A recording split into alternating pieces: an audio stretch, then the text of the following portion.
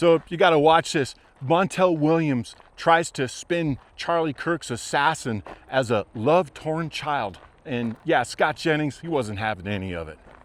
Talking about a love-torn child, a kid. This is probably his first real relationship, and somebody was disparaging the person that he loved.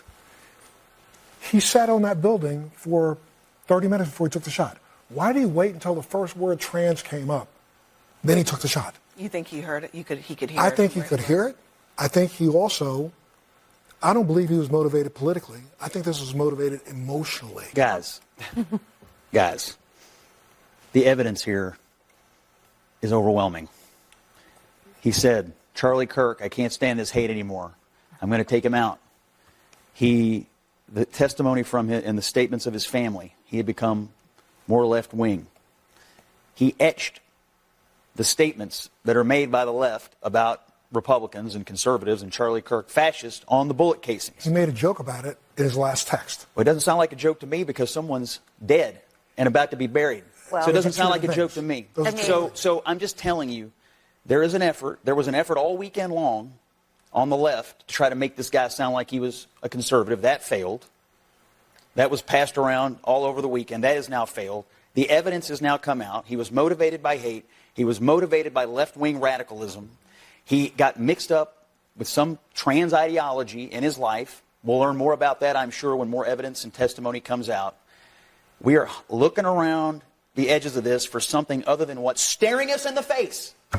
Left-wing radicalism got this kid. He went up to a roof and he murdered our friend, and that's what happened. If we follow Montel's logic, then every radical assassin in history was just a misunderstood romantic. And by that logic, John Wilkes Booth, you know, the guy who murdered Abraham Lincoln, he wasn't an assassin. He was just a theater kid, hopelessly devoted to a Southern belle. And how about James Earl Ray, the guy who murdered MLK? Racist? No, he wasn't a racist. He was just a lonely romantic trying to impress his girlfriend. Montel wants us to think this was love, not left-wing ideology, and surely not delusion. No, this was hate in a Hallmark wrapper.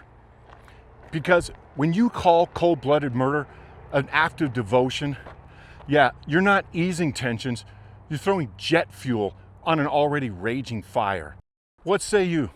The cold-blooded murder should shock us, but this fevered attempt to excuse evil should wake us up like a cold plunge shocks the body into go mode. Otherwise, yeah, this fireside chat of insanity will consume our nation.